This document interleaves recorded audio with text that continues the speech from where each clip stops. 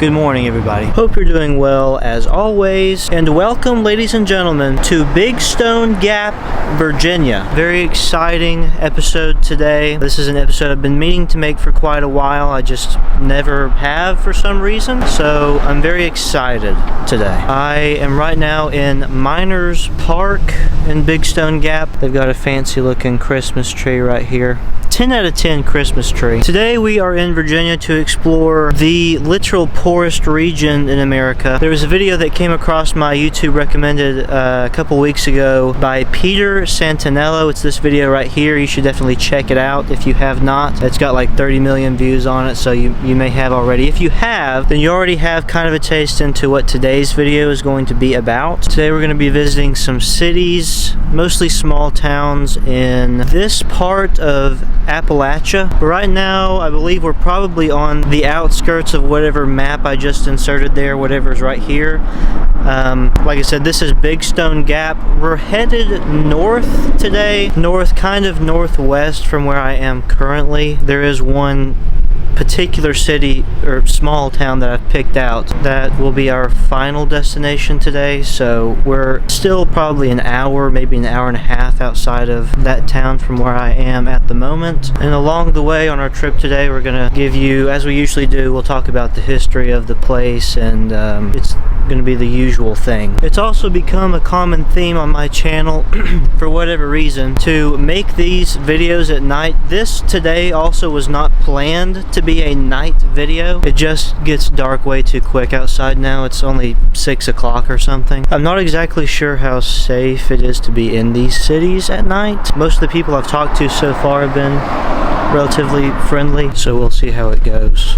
Hopefully we don't get mugged. You know what I'm saying? That would put kind of a damper in the creation process of this video. But anyway, ladies and gentlemen, we're going to go ahead and leave Big Stone Gap and head to our first town of the evening. I will say Big Stone Gap to the people of Big Stone Gap. You do have a very cute town, so, you know, you're doing a great job. All right, we're going to go ahead now.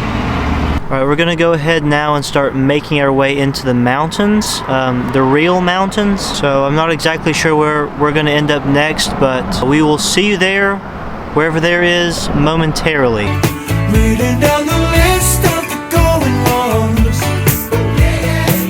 I'm getting no sleep, tossing and turning all night long.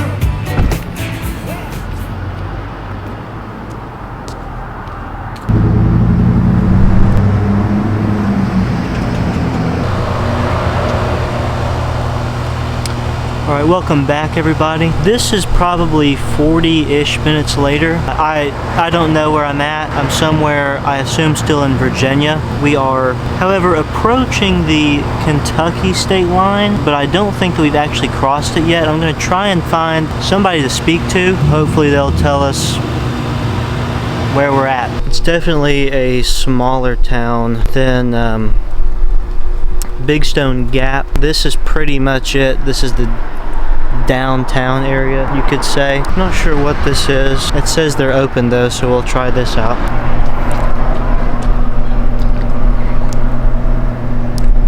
BLT. And what city is this, or what town is this? Pound. Pound. Yep. Virginia? Yep. I give it this button, it'll beep as soon as we get it ready for you. Okay. You ain't staying out the go. Alright, thank you. Alright. Appreciate you. Yep. Well, so far the people of Pound, Virginia, what a name. That one guy at least was very nice to me. He gave me one of those buzzer things and was like, here you go, buddy. He said he didn't want me standing out in the cold. Isn't that nice of him? Anyway, yeah, so we're in the second stop for this evening.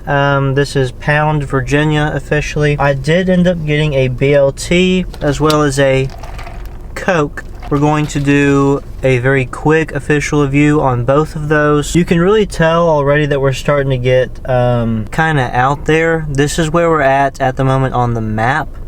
As you can see, there's really not much of anything at all around Pound, Virginia. But it seems like there's another common theme on the channel. It seems like you typically find the best food and drink in places like this. So we're going to do, like I said, an official review here. This is the BLT. Not a bad BLT. Y'all gotta do something different with the bread though. The bread ain't hitting. I don't know why, but the bread's just like, it's almost in the way of the BLT, if that makes sense. It's so much bread. And it doesn't look like that much bread, but it's so much bread. This is a bread LT, ladies and gentlemen. We're gonna go with a 7.2 officially on the bread LT, and then a regular Coke.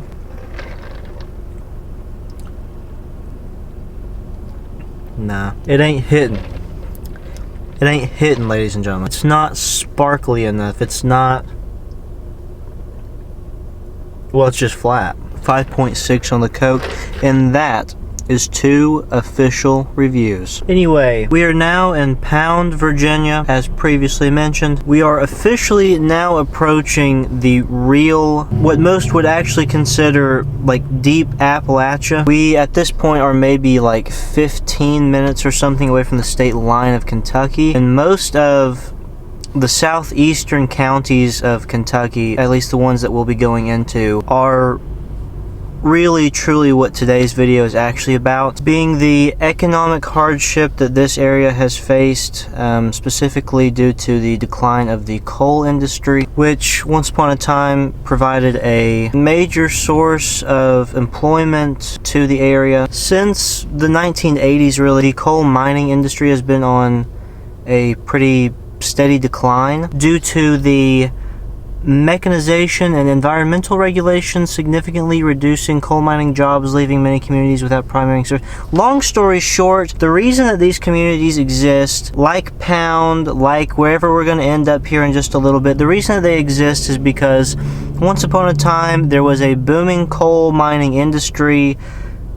We needed coal for stuff, and then as technology has advanced and other reasons, I guess we don't need that much coal anymore. I don't know. If you don't have jobs, you're not going to have an economy, and if you don't have an economy, you ain't going to have any people, ladies and gentlemen. At least not many as you once did. So what's left is a bunch of dying towns, in some cases very close to extinct towns, and so that is really what today's video is about, ladies and gentlemen. In Pound's case specifically, this is kind of an odd case. The population since 1980 has kind of been a little all over the place. It's honestly been pretty consistent, which is just a little bit strange. Population today estimates at 918, but as for most of the towns in the area, it's been, since 1980, a very steady decline. The median household income for the town of Pound, Virginia was $29,107 annually. So there's some quick facts for you. Anyway, we are now going to go ahead and leave Virginia officially. We're going to head into whatever the next county is, which will be our final stop of the evening. I'm still not exactly sure of the town that we'll end up in, but we will let you know when we get there. Okay, we will see you all momentarily.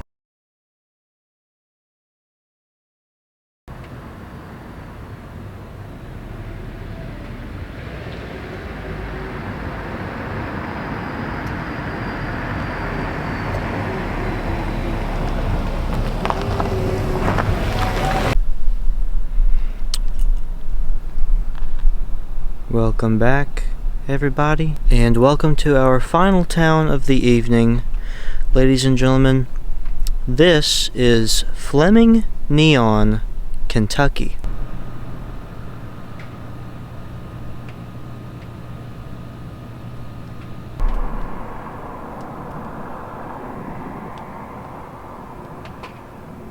So this is about another hour outside of Pound. This is, I mean, we are in the deep, like, brother, I don't know where I'm at. It is deafeningly silent.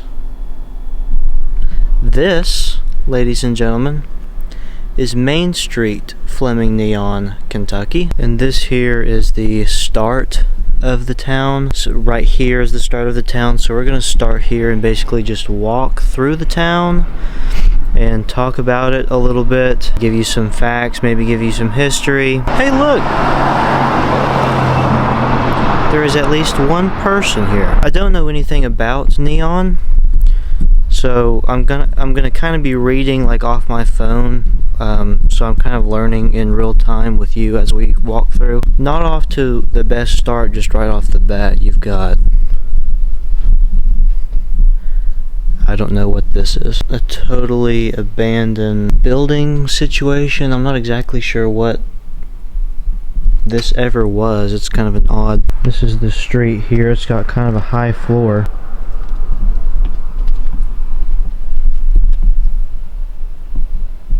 This is Letcher County, Kentucky. Fleming-Neon, also known as Neon, is a home rule class city in Letcher County, Kentucky in the United States. The population was 770 at the 2010 census, down from 840 at the 2000 census. The city was established by the Elkhorn Coal Corporation, which moved into the area in 1913, and at the time the official name for the town was Fleming, which, if I'm reading this correctly, the Elkhorn Coal Corporation's first president was George W. Fleming, so that's where the name Fleming comes from. The second half of the name being Neon. This is kind of an odd story. I'm just going to read this. This is just straight off the Wikipedia article, as it usually is. There once was a train that hauled coal out of Fleming, and it would make stops in Neon. Local tradition holds that the conductor of the train would holler instructions to people to climb on aboard the train and to knee on, and this was corrupted into the present-day name,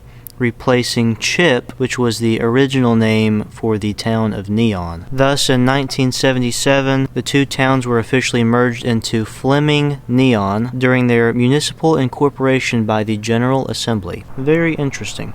So here is a graph of the historical population of Fleming-Neon. It only exists since 1980, and as you can see, almost every year the population has declined. As of 2020, there were 548 people living in the statistical area. There's your very brief history lesson. So here is the one existing church in the town. It's called Ignite Church. This is actually a pretty decent building. It's about the only decent building it looks like in the town. That and maybe whatever this is. I think this is just maybe some kind of store situation. I'm not exactly sure.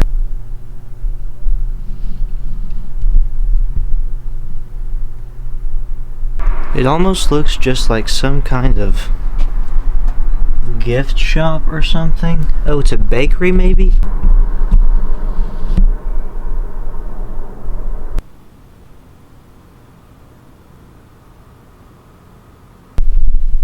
So yeah, like I said, you've got those two decent looking buildings, and then the rest of the town is not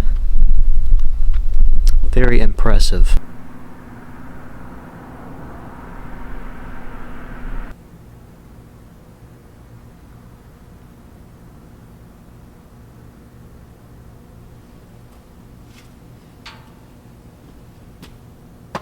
There ain't nobody here. Before we enter the bad side of town, good side of town, bad side of town, there is one more, it's not a building necessarily, but it's this little stage situation.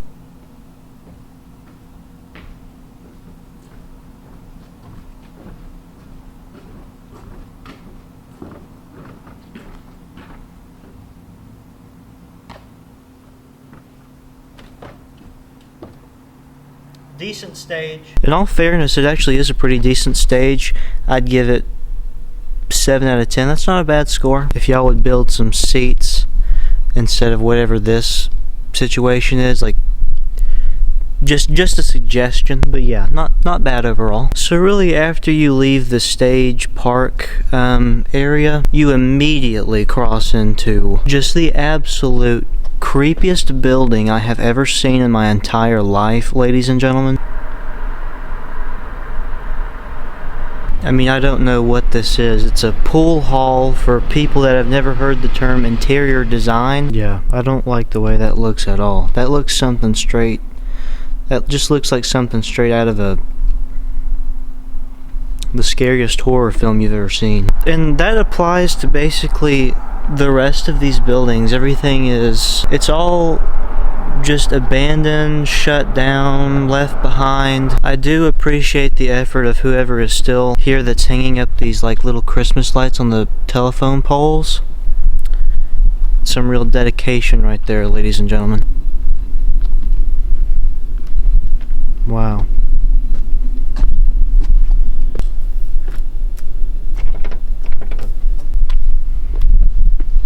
I mean, it's all just gone.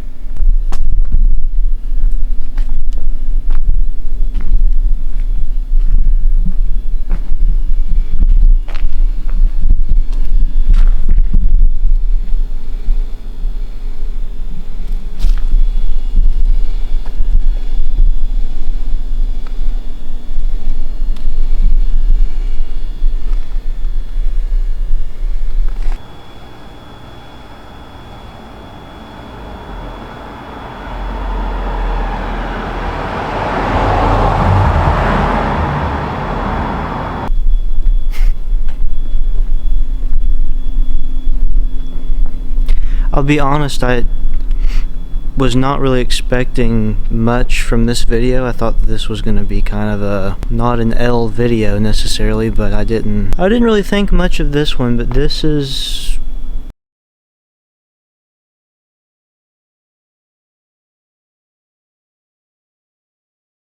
My freaking camera just died. I've got to get another battery for this thing.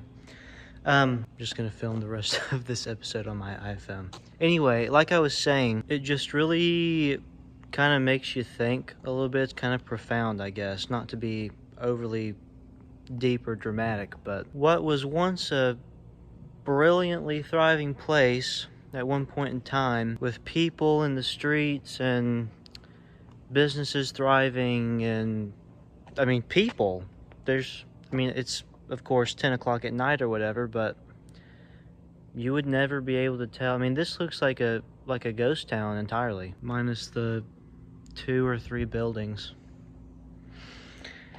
I don't know, man. You've got the one bank that's in town that looks like it's actually still in business. I assume that they've got a Christmas tree in there, so I guess that's a good sign. Right across the street from the bank, you have what used to be the public library of Neon that is also closed. I mean, they ain't even got a restaurant in this place. What do I do if I get hungry, bro? Where do I go? Who do I speak to? If I want to do a pizza review, are you telling me you don't have pizza in this town? No wonder everybody left this place. So that's pretty much it. We're approaching the end here of town, and they have one coffee shop. This is Glow Girl Coffee Shop for you coffee shop enthusiasts. They have, I don't know if this is a store, it's neon lights. Neon lights. Do you make neon lights? That's what I would assume. Across the street from the coffee shop, we have the City Hall of Fleming-Neon. Probably the best City Hall sign for any city I've seen so far.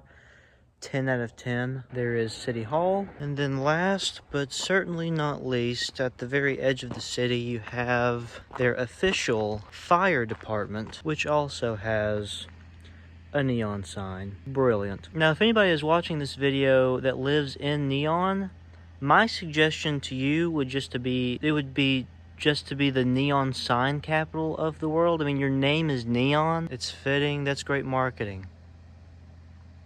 That's genius marketing, ladies and gentlemen.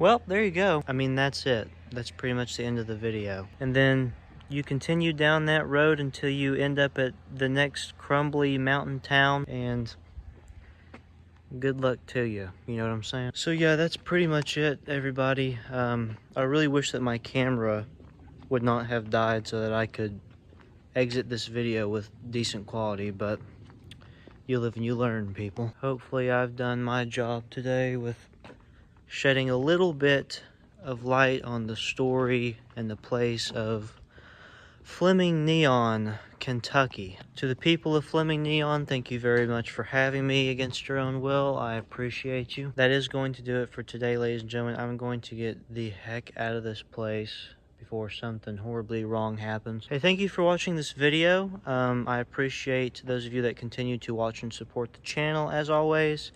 I really, really appreciate it. Like, comment where you want me to go next, subscribe to me. The best channel on the internet, on YouTube, but really on the internet, that's me. Have a great week, everybody. We will see you in the next one next week. Yeah, that's about it.